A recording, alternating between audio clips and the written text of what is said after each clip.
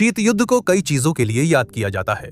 तुरंत दागे जाने को तैयार परमाणु शस्त्रागार, महाद्वीपों में लड़े गए प्रॉक्सी युद्ध और कैफे में माइक्रोफिल्म का आदान प्रदान करते जासूस। लेकिन शायद मेरी शीत युद्ध की जानकारी जासूसी फिल्मों पर ही आधारित है। लेकिन उस दौर की सबसे महत्वाकांक्षी जासूसी परियोजनाओं में से एक ना तो कोई साहसी एजेंट थी और ना ही कोई गुप्त हथियार। वो एक मशीन थी, नाम था एशेलॉन। चरम पर इसने पूरी दुनिया को अदृश्य जाल सा घेर लिया था। इसने सैटेलाइट ट्रैफिक, रेडियो बातचीत, फैक्स और अरबों कॉल्स पकड़ ली थीं। कल्पना कीजिए, सुनसान खेतों में बड़े एंटेना, भूमिगत बंकर में केबलों की गूंज और ऊपर घूमते सैटेलाइट। हर नोड एक वैश्विक सिस्टम में जुड़ा हुआ था, जिसका एक ही उद्देश्य था, सोवियत संघ और उसके सहयोगियों की हर जगह हर समय निगरानी करना। इस नेटवर्क को एक ऐसा खुफिया गठबंधन चला रहा था मानो वो किसी बॉन्ड फिल्म से निकला हो। Five eyes, America, UK, Canada, Australia और न्यूजीलैंड ने एक साझा निगरानी प्रणाली बनाई जो शीत युद्ध के बाद भी जारी रही। जहां लोग जासूसी विमानों और एजेंटों से वाकिफ थे, वहीं ये जासूसी कार्यक्रम छुपा रहा, नकारा और नजरअंदाज किया गया। बस चुपचाप चर्चा होती रही, मगर सबूत मिलने लगे। लीक, विसल ब्लोअर और आखिरकार स्नोडन फाइल्स ने इसे नजरअंदाज करना नामुमकिन बना दिया। स्नोडन काफी बड़ा नाम था, आपको शायद वो याद हो। बात यह है, सोवियत संघ के पतन के बाद भी ये प्रोजेक्ट बंद नहीं हुआ, बल्कि विकसित होकर आज के निगरानी तंत्र में बदल गया। फाइव आइज की उत्पत्ति। ऑपरेशन को समझने के लिए हमें द्वितीय विश्व युद्ध तक लौटना होगा। शीत युद्ध से पहले, सैटेलाइट से पहले, विशाल लिसनिंग स्टेशनों से पहले ऐसे कोड ब्रेकर्स थे जो इंटरसेप्ट किए गए संदेशों से भरी मेजों पर झुके रहते थे। ब्रिटेन में सबसे प्रसिद्ध ब्लेचली पार था, जहां एलन ट्यूरिंग और साथियों ने जर्मन एनिग्मा मशीन तोड़ा। प्रशांत क्षेत्र में अमेरिकी क्रिप्टनालिस्ट्स ने जापानी नौसेना के कोड तोड़े, जिससे मिडवे के युद्ध जैसी जीतें मिली। इन जनजातियों ने नेताओं को दिखाया कि सिग्नल्स इंटेलिजेंस या सिगिंट युद्धों का फैसला कर इतिहास बदल सकती थी। जब सेनाएं रेडियो के जरिए आगे बढ़ती थीं और बेड़े वायरलेस ट्रांसमिशन के जरिए आदेश भेजते थे, तो इन सिग्नलों को पकड़ना और डिकोड करना अक्सर तोपों और टैंकों की संख्या जितना ही महत्वपूर्ण होता था। जैसे ही इंटरसेप्टेड संचार का महत्व समझ आया, डेटा नजरअंदाज करना मुमकिन नहीं था। ब्रिटेन और अमेरिका ने जल्द ही महसूस किया कि सहयोग से उनकी प्रभावशीलता बढ़ती है। इंटरसेप्ट किए गए संदेशों को साझा करके और काम को छोटे छोटे हिस्सों में बांटकर दोनों पक्ष ज्यादा क्षेत्र को कवर कर पाए। कनाडा, ऑस्ट्रेलिया, न्यूजीलैंड भी इसमें शामिल हुए और अपनी निगरानी चौकियां व विशेषज्ञता जोड़ी। युद्ध समाप्त होने से पहले ही एक स्थायी साझेदारी की नींव रखी जा रही थी। 1946 में इस सहयोग को यूके-यूएसए समझौते के साथ औपचारिक रूप दिया गया। कागज पर यह एक साधारण खुफिया समझौता था, लेकिन असलियत में इस ढांचे ने 5 देशों की निगरानी एजेंसियों को एक मशीन जैसा जोड़ दिया। ब्रिटेन की गवर्नमेंट कम्युनिकेशंस हेडक्वार्टर या जीसीएचक्यू, अमेरिका की नेशनल सिक्योरिटी एजेंसी या एनएसए के साथ खड़ी थी। कनाडा ने नेशनल रिसर्च काउंसिल की कम्युनिकेशंस ब्रांच, बाद में सीएसई से योगदान दिया। ऑस्ट्रेलिया और न्यूजीलैंड ने दक्षिणी आसमान व प्रशांत महासागर कवर करने वाली सुविधाएं जोड़ी।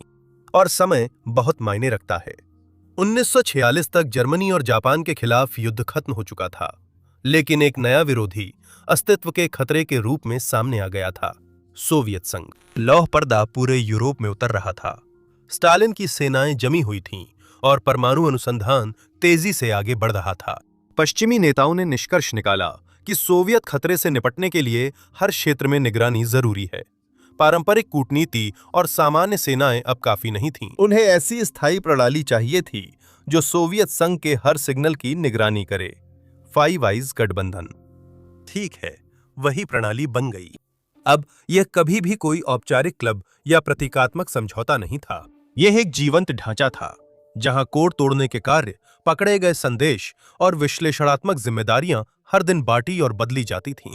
हर देश ने स्टेशन बनाकर संचार अवरोधित किया और साझा पूल में भेजा, जिससे लगभग पूरा ग्रह कवर हुआ। 1940 के दशक के अंत तक मंच तैयार था।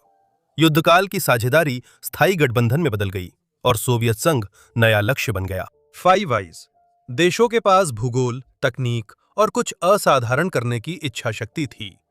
मानव इतिहास में अभूतपूर्व निगरानी मशीन का निर्माण। इशेलॉन इसी संरचना से सीधे विकसित हुआ, लेकिन इसकी जड़ें यहीं थीं, एक विश्व युद्ध की राख में और दूसरे वैश्विक टकराव की शुरुआत में।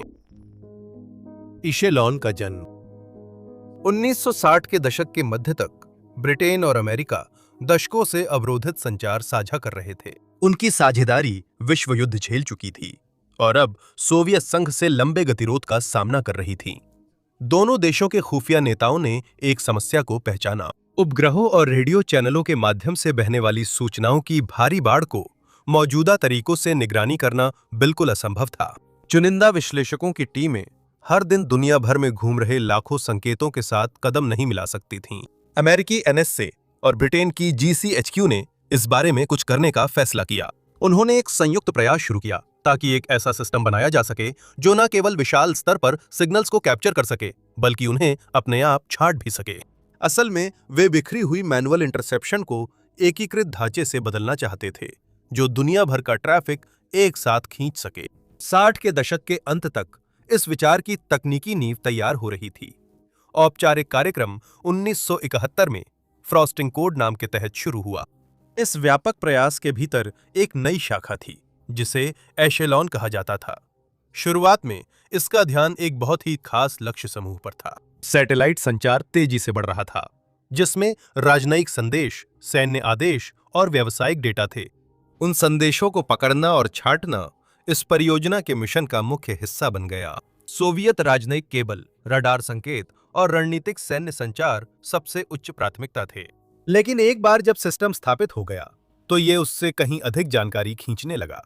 एशेलॉन को अलग बनाने वाली बात वास्तव में उसकी इंटरसेप्शन क्षमता नहीं थी। अब तक खुफिया एजेंसियां दशकों से रेडियो बातचीत सुन रही थीं, लेकिन इस प्रोजेक्ट की खासियत इसकी स्वचालन क्षमता और वैश्विक दायरा था। देखिए, यह नेटवर्क कई महाद्वीपों में फैले विभिन्न निगरानी केंद्रों को आपस में जोड़ता था और यह विश्लेषण के लायक संदेशों को चिन्हित करने के लिए कंप्यूटर डिक्शनरी में रखे कीवर्ड्स का इस्तेमाल करता था।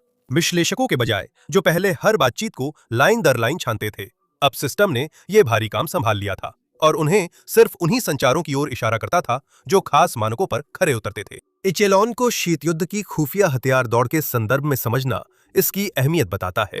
उस वक्त अमेरिका सोवियत क्षेत्र में U-2 जासूसी विमान से मिसाइल साइलो और एयरबेस की तस्वीरें ले रहा था।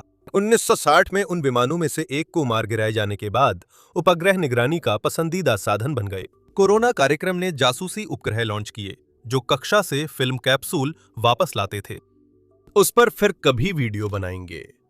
इन तस्वीरों से हथियार ठिकाने और सैन्य तैनाती पता चली, लेकिन बातचीत या कोडित निर्देश नहीं। उस कमी को सिग्नल इंटेलिजेंस ने पूरा किया। एकेलॉन अन्य तरीकों के पूरक रूप में डिजाइन हुआ। U-2 उड़ानों और कोरोना उपग्रहों ने चित्र दिए, मानव जासूसों ने अंदरूनी जानकारी दी।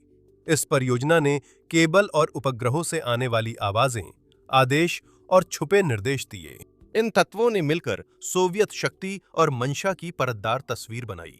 कोई एकल कार्यक्रम पूरी जानकारी नहीं दे सकता था, पर मिलकर इन्होंने पश्चिमी नेताओं को सोवियत संघ की कहीं अधिक स्पष्ट तस्वीर दी, जितनी सोवियतों ने कभी संभव सोची भी नहीं थी। 70 के दशक की शुरुआत तक यह प्रणाली अपेक्षाकृत अज्ञात थी, यहां तक कि कई सरकारी हलकों में भी। फिर भी एनएसए और जीसीएचक्यू के लिए एकेलॉन सिग्नल इंटेलिजेंस का भविष्य था। इसने दिखाया कि मशीनें ऐसी जानकारी को पकड़ और छांट सकती हैं जो मानव प्रयास से संभव नहीं थी।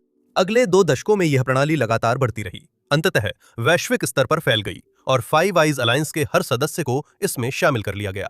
यह स्वचालित निगरानी का एक तकनीकी प्रयोग के रूप में शुरू हुआ और शीत युद्ध के अहम जासूसी प्रोजेक्ट्स में शामिल हो गया। यह कैसे काम करता था?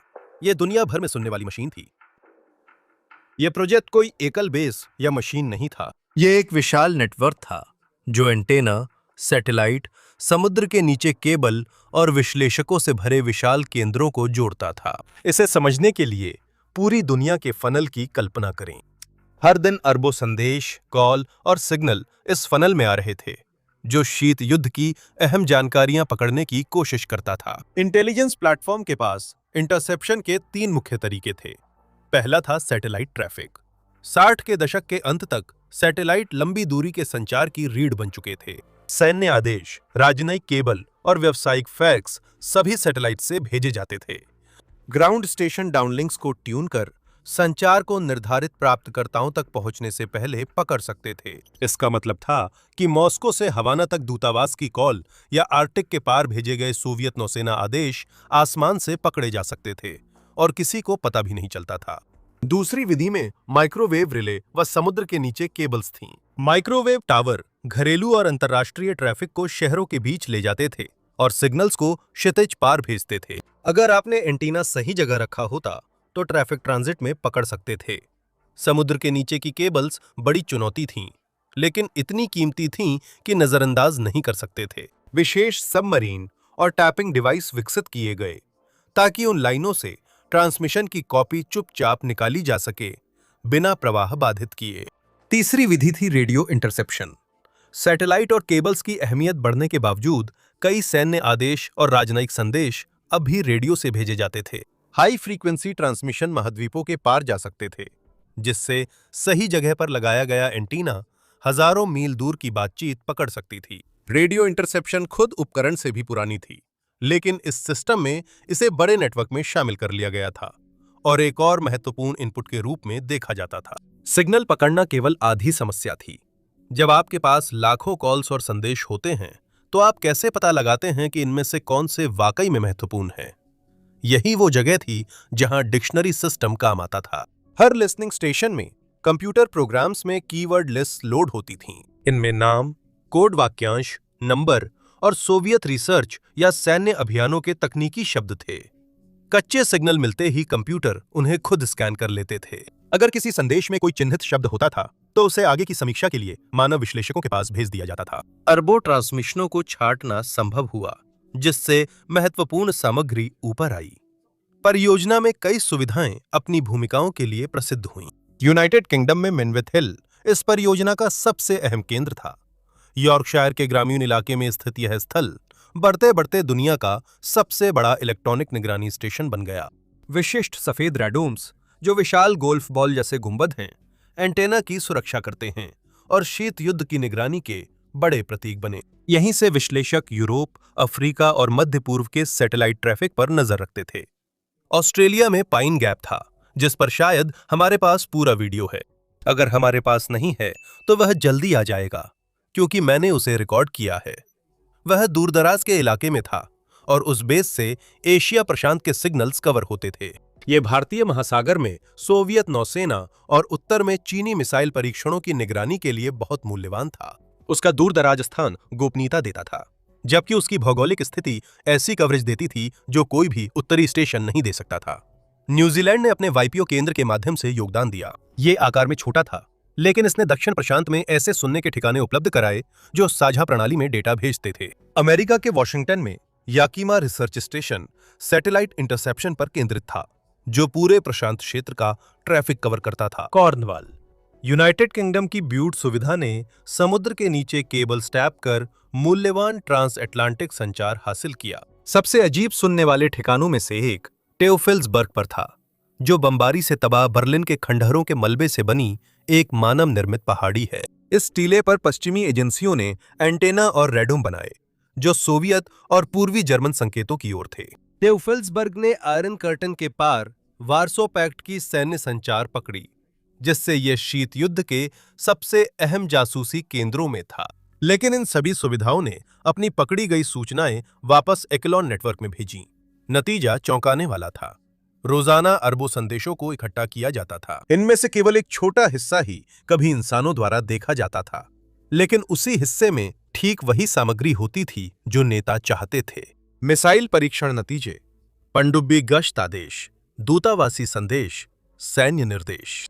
डिक्शनरी सिस्टम ने परफेक्शन की गारंटी नहीं दी, लेकिन शोर में डूबने और असली खुफिया जानकारी निकालने में फर्क कर दिया। कच्चे सिग्नलों को ऐसी खुफिया जानकारी में बदलने के लिए जिस पर कार्रवाई की जा सके, काम की एक और परत की जरूरत थी। विश्लेषक इंटरसेप्ट संचार को सैटेलाइट इमेज, जासूसी रिपोर्ट्स और ओपन सोर्स से मिलाते थे। एक साइट पर पकड़े गए सोवियत रडार परीक्षण को परीक्षण क्षेत्र की सैटेलाइट तस्वीरों से जोड़ा जा सकता था। पनडुब्बी गश्त के आदेश की तुलना अटलांटिक में हुई ध्वनिक पहचान से की जा सकती थी। इचेलॉन को अकेले खड़े रहने के लिए नहीं बनाया गया था। यह एक बहुत बड़ी पहेली का हिस्सा था जो आसमान की निगाहों और जमीन पर मौजूद जासूसों को पूरक बनाने के लिए आवाजों और निर्देशों की कड़ियां भरता था। इस ऑपरेशन का पैमाना इतना बड़ा था कि कल्पना करना मुश्किल था। रोज महाद्वीपों और महासागरों में अरबों संचार स्कैन और फिल्टर किए जाते थे। हमारा मानना है कि स्वचालित फिल्टरिंग के बिना मानव कार्यबल इतना डेटा नहीं संभाल सकता था। पहली बार सिग्नल इंटेलिजेंस औद्योगिक स्तर पर हो रही थी। सोवियत संघ के पास भी निगरानी नेटवर्क थे, लेकिन आकार और पहुंच में वे एचेलॉन के आसपास भी नहीं थे। 80 के दशक तक यह सिस्टम पूरी तरह सक्रिय था।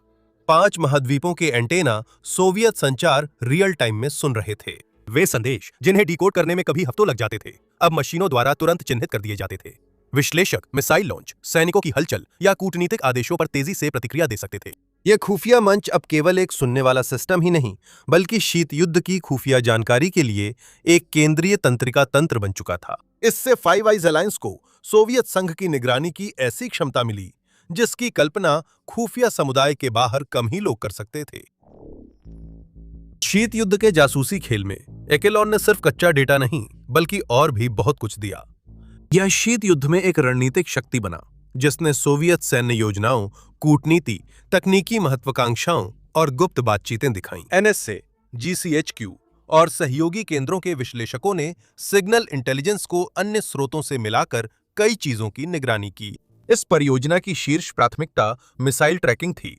लॉन्च साइटों के आसपास की टेलीमेट्री और संचार को इंटरसेप्ट करके विश्लेषक मिसाइल के प्रकार, प्रक्षेप पथ और तत्परता का पता लगा सकते थे। उदाहरण के लिए तुर्की में एक लिसनिंग पोस्ट ने कैपुस्टिन यार से होने वाले परीक्षण प्रक्षेपणों की निगरानी की, जो एक प्रमुख सोवियत रॉकेट सुविधा थी। उस खुफिया जानकारी ने प्रारंभिक चेतावनी प्रणालियों में योगदान दिया और पश्चिमी देशों के निवारक रणनीति और सैन्य तैनाती से जुड़े पश्चिमी फैसलों को दिशा दी। पनडुब्बी गतिविधियों की निगरानी एक और क्षेत्र था जहां एशेलॉन ने महत्वपूर्ण बढ़त प्रदान की। अमेरिकी नौसेना ने सोवियत पनडुब्बियों का पता लगाने के लिए पानी के नीचे सुनने वाली प्रणालियों का उपयोग किया, लेकिन अवरोधित संचार ने गश्ती मार्गों और मिशन के समय की पुष्टि की। 1987 में सोवियत संघ ने ऑपरेशन ओट्रीना के तहत विक्टर 3 श्रेणी की पनडुब्बियां अटलांटिक में भेजीं, ताकि वे नाटो के निगरानी मार्गों को चकमा दे सकें।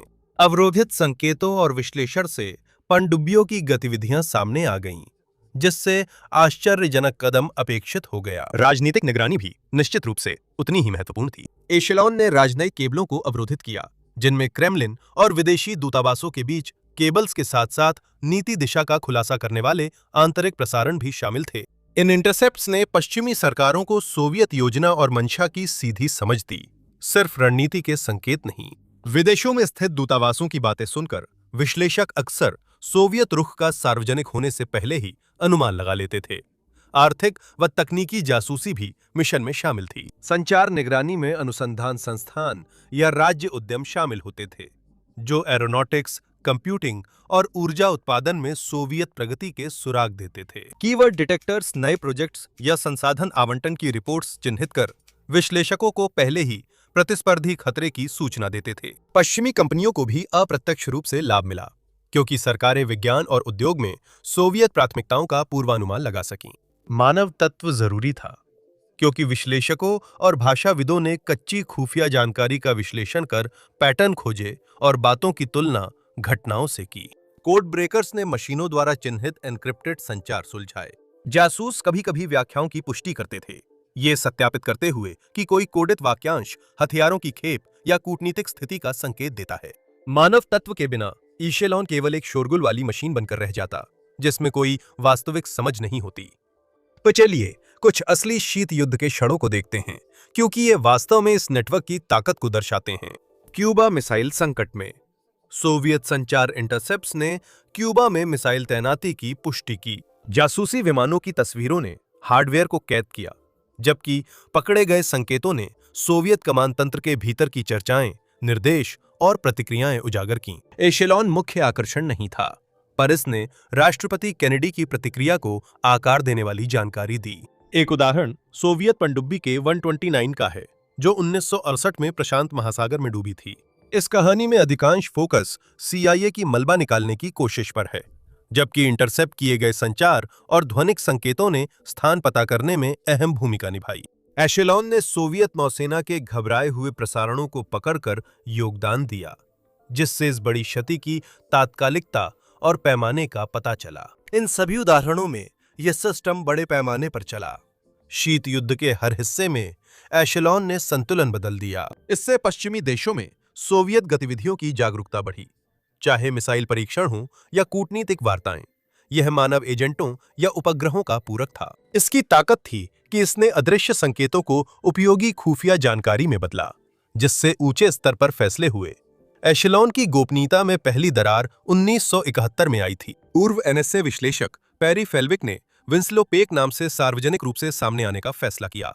रैम्पार्ट्स मैगजीन को दिए एक इंटरव्यू में उन्होंने खुलासा किया कि संयुक्त राज्य अमेरिका ने सहयोगी देशों की मदद से एक विशाल नेटवर्क चलाया था। उन्होंने यूके यूएसए साझेदारी का वर्णन किया, जिसमें वैश्विक संचार की निगरानी थी, जो तब तक आम जनता के लिए लगभग अज्ञात थी। कई पाठकों के लिए यह पहली बार था जब उन्होंने एनएसए के बारे में सुना था।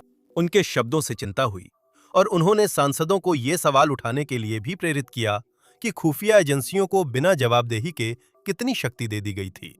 और फिर यह विषय मुख्यधारा की चर्चा से गायब हो गया, जब तक कि 1988 में ब्रिटिश पत्रकार डंकन कैम्बेल ने न्यू स्टेट्समैन में समबडीज लिसनिंग शीर्षक से एक लेख प्रकाशित किया। कैम्बेल ने सबूत पेश किए कि एकेलॉन 5 आइज खुफिया संरचना का हिस्सा था। उन्होंने कहा कि इसका इस्तेमाल सैन्य निगरानी ही नहीं, आर्थिक लाभ के लिए भी हो रहा था, जिससे कंपनियां और उद्योग सिग्नल इंटेलिजेंस से निशाना बन सकते हैं। इस दावे से यूरोप और अमेरिका में बहस हुई कि क्या गठबंधन अब राष्ट्रीय सुरक्षा से आगे व्यावसायिक हितों में जा रहा है। 90 के दशक मध्य तक एक पत्रकार ने कहानी आगे बढ़ाई। 1996 में न्यूजीलैंड के लेखक निकी हैगर ने सीक्रेट पावर किताब प्रकाशित की। खुफिया एजेंसी के अंदरूनी लोगों के साथ साक्षात्कारों के आधार पर उन्होंने विस्तार से बताया कि यह सिस्टम कैसे काम करता है। उन्होंने दिखाया कि न्यूजीलैंड की सुविधाएं संचार को कैसे इंटरसेप्ट करती हैं, कैसे कीवर्ड्स का इस्तेमाल उन्हें छांटने के लिए किया जाता है और कैसे परिणामों को व्यापक सिस्टम में वापस भेजा जाता है। पहली बार जनता को रोजमर्रा के संचालन की स्पष्ट समझ मिली, साथ ही निगरानी चौकियों और इंटरसेप्शन के पीछे की तकनीकी प्रक्रिया के विस्तृत विवरण भी मिले। उनके काम से ये परियोजना अफवाह से दस्तावेजीकृत सिस्टम बन गई। सरकारों ने प्रतिक्रिया दी। अधिकारियों ने या तो जानकारी से इनकार किया या यह जोर दिया कि वे इन दावों की ना तो पुष्टि कर सकते हैं और ना ही खंडन कर सकते हैं। इन इनकारों या अस्पष्ट जवाबों के बावजूद जागरूकता तेजी से फैल गई। नागरिक स्वतंत्रता समूहों ने एचेलॉन का उदाहरण देकर बताया कि अनियंत्रित निगरानी कल्पना नहीं है, ये असली था। जनता की चिंता इस संभावना को लेकर बढ़ गई कि निजी बातचीत, व्यापारिक लेन-देन और राजनीतिक चर्चाओं को सामान्य प्रक्रिया के तौर पर इंटरसेप्ट किया जा रहा है। फेल्विक, कैम्बेल और हैगर ने एचेलॉन को सार्वजनिक रूप से उजागर किया और सभी ने एक दूसरे के काम को आगे बढ़ाया। फेल्विक ने इसके अस्तित्व का खुलासा किया, कैम्बेल ने इसके व्यापक प्रभावों को उजागर किया और हैगर ने इसके संचालन से जुड़ी जानकारियां दी। उनके संयुक्त प्रयासों ने उस निगरानी नेटवर्क को उजागर कर दिया जिसे सरकारें अदृश्य रखना चाहती थीं। ऐसा कर उन्होंने गोपनीयता और जवाबदेही पर बहस को आकार देने में मदद की, जो आज भी जारी है। राजनीतिक असर और यूरोपीय जांचें। साल 2000 तक निगरानी तंत्र अफवाह भर से निकलकर औपचारिक जांच का विषय बन गया था। यूरोपीय संसद ने जांचों और प्रेस रिपोर्टों की चिंता के चलते निगरानी नेटवर्क की जांच शुरू की। विधायकों जानना चाहते थे कि 5 आइज गठबंधन अब भी सैन्य सुरक्षा पर केंद्रित है या उसने औद्योगिक और नागरिक निगरानी भी शुरू कर दी है। 2 वर्षों तक समितियों ने विशेषज्ञों, शोधकर्ताओं और पूर्व खुफिया अधिकारियों से गवाही एकत्र की और उन आवाजों ने उन संदेहों की पुष्टि की जिन्हें पहले सिर्फ अटकलें मानकर खारिज कर दिया गया था। सबसे चौंकाने वाला आरोप औद्योगिक जासूसी का था, जिसमें यूरोपीय कंपनियों की इंटरसेप्ट की गई सूचनाएं अमेरिकी प्रतिस्पर्धियों को देने के आरोप लगे। एयरबस, जो यूरोप की अग्रणी एरोस्पेस कंपनी है, को निशाना बनाया गया था और कहा गया कि उसकी संचार सूचनाओं का उपयोग कथित तौर पर बोइंग के फायदे के लिए अनुबंध वार्ताओं के दौरान किया गया। ऐसा ही मामला German wind turbine company Enercon का था, जिसने अमेरिकी कंपनियों पर इंटरसेप्ट किए गए सिग्नलों के जरिए अपने शोध तक पहुंच हासिल करने का आरोप लगाया। सबूतों की पूरी तरह से पुष्टि करना मुश्किल था, फिर भी इन घटनाओं ने पूरे यूरोप में गुस्सा भड़का दिया और इसके बाद निजता को लेकर चिंताएं भी तेज हो गईं। नागरिकों और अधिकार समूहों ने पूछा कि क्या आम लोगों की कॉल्स, फैक्स या ईमेल भी इस प्रक्रिया में शामिल थीं। निजी पत्राचार पर विदेशी खुफिया गठबंधन की निगरानी की संभावना लोकतंत्रों में बेचैनी पैदा कर रही थी जो व्यक्तिगत स्वतंत्रता को महत्व देते हैं। राजनेता जिन्होंने कभी इन अफवाहों को नजरअंदाज कर दिया था, अब जवाब देने के लिए बढ़ते दबाव का सामना कर रहे थे। जब उनसे सवाल किया गया तो संयुक्त राज्य अमेरिका और यूनाइटेड किंगडम के अधिकारियों ने अपना जाना पहचाना रुख बनाए रखा। हम इसकी पुष्टि या खंडन नहीं कर सकते। यह तरीका न तो स्वीकारोक्ति थी और न ही इनकार। यूरोपीय सांसदों ने उस जवाब को टालमटोल के रूप में देखा, जिससे संदेह और भी गहरा गया। संसद की अंतिम रिपोर्ट में निष्कर्ष निकला कि यह परियोजना सच में थी और गोपनीयता की सुरक्षा पर्याप्त नहीं थी, जिसके नतीजे तुरंत दिखे। अब एचेलॉन को साजिश सिद्धांत के रूप में खारिज नहीं किया जा सकता था।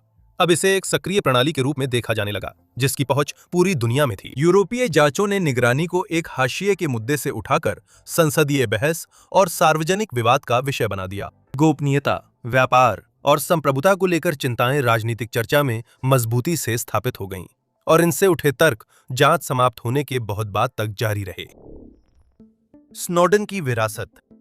2013 में एडवर्ड स्नोडेन के खुलासों ने पत्रकारों और विसलब्लोअर्स के दशकों पुराने दावों की पुष्टि कर दी। उन्होंने जो दस्तावेज जारी किए, उन्होंने साबित कर दिया कि एकेलॉन वास्तव में था, और सबसे महत्वपूर्ण बात यह थी कि वो कभी गायब नहीं हुआ था। सोवियत संघ के पतन के बाद भी ये सिस्टम खुद को ढालकर और बड़ा हो गया। लीक दस्तावेजों से पता चला कि वैश्विक निगरानी धीमी नहीं हुई थी, बल्कि एनएसए, जीसीएचक्यू और फाइव आइज के अन्य सदस्यों के बीच साझेदारियों से तेज हो गई थी। स्नोडेन दस्तावेजों ने प्रिज्म, टेम्पोरा और एक्स की स्कोर जैसे प्रोग्राम्स का खुलासा किया, जिससे पता चला कि इंटरसेप्शन अब सैटेलाइट और रेडियो ट्रैफिक से काफी आगे बढ़ चुका था। अब समुद्र के नीचे केबलें, इंटरनेट सेवा प्रदाता और क्लाउड प्लेटफॉर्म निगरानी नेटवर्क को जानकारी दे रहे थे। ये नेटवर्क टेलीफोन कॉल्स, फैक्स और सैटेलाइट ट्रांसमिशन पकड़ने के लिए था, जबकि इसके बाद के संस्करण email, social media, search query और निजी क्लाउड स्टोरेज भी मॉनिटर कर सकते थे। और इसका पैमाना मूल शीत युद्ध प्रणाली से कहीं बड़ा था। एनएसए और जीसीएचक्यू के बीच मुख्य साझेदारी अब भी केंद्र में थी। ब्रिटेन ने भौगोलिक कवरेज और कानूनी खामियां दी, जबकि अमेरिका ने तकनीकी संसाधन और वैश्विक पहुंच दी। वे छठे डेटा को अब बहुत तेजी से साझा कर सकते थे, जो पहले नामुमकिन था। ऑस्ट्रेलिया, कनाडा और न्यूजीलैंड ने अपने निगरानी चौकियां चलाना जारी रखा, जिससे दक्षिणी गोलार्ध और प्रशांत में कवरेज बढ़ी। सबसे बड़ा बदलाव लक्ष्य सूची में था। शीत युद्ध में एकेलॉन का फोकस सोवियत संघ और उसके सहयोगियों पर था। 2013 के बाद साफ हो गया था कि जाल इतना फैल चुका है कि लगभग सभी इसकी जद में आ चुके थे। सरकारें, कंपनियां, पत्रकार, कार्यकर्ता और आम नागरिक। केंद्रित जासूसी से सर्वव्यापी निगरानी में बदलाव ने सैन्य सुरक्षा से भी बड़े सवाल उठाए। इसी में एकेलॉन की विरासत स्पष्ट दिखती है। इसने स्वचालित वैश्विक इंटरसेप्शन का मॉडल दिया, और उस प्रणाली का मूल तर्क डिजिटल युग तक चलता रहा। कीवर्ड फिल्टर, साझा डेटा पूल और औद्योगिक पैमाने की निगरानी की अवधारणा उन्हीं प्रणालियों में रही जिन्हें स्नोडेन ने उजागर किया था। यह परियोजना भले ही शीत युद्ध के दौरान शुरू हुई हो, लेकिन इसने 21वीं सदी की जन निगरानी की संरचना को परिभाषित करने में मदद की। वो मशीन जो बंद नहीं होती थी। एशेलॉन को तकनीकी चमत्कार और चेतावनी भरी मिसाल, दोनों रूपों में मान्यता मिलनी चाहिए। यह उस महत्वाकांक्षा के स्तर का प्रतीक था जिसने शीत युद्ध को परिभाषित किया, जब नेताओं का मानना था कि जीवित रहने के लिए हर संभव संकेत को पकड़ना जरूरी है। उस प्रतिद्वंदिता की तात्कालिकता ने खुफिया एजेंसियों को अभूतपूर्व आकार की निगरानी मशीन बनाने की आजादी दी। ये प्रणाली केवल प्रतिद्वंदिता तक सीमित नहीं रही, बल्कि बढ़ती रही और अपने मूल उद्देश्य के खत्म होने के बाद भी नए मिशन और लक्ष्य खोजती रही। इस प्रक्रिया में यह नेटवर्क आधुनिक निगरानी का आधार बना, जो आज वैश्विक है। यूरोपीय जांच के दौरान उठे सवाल अब और मुखर हो गए हैं। तो क्या एचेलॉन शीत युद्ध के दौरान शांति बनाए रखने के लिए एक आवश्यक ढाल था, या यह निगरानी राज्य की शुरुआत थी जो आज भी सुरक्षा और निजता के बीच संतुलन बनाने के लिए संघर्ष कर रहा है? यह बहस अभी भी अनसुलझी है, और इसका परिणाम आने वाली पीढ़ियों के लिए स्वतंत्रता की सीमाओं को फिर से परिभाषित करेगा। देखने के लिए धन्यवाद।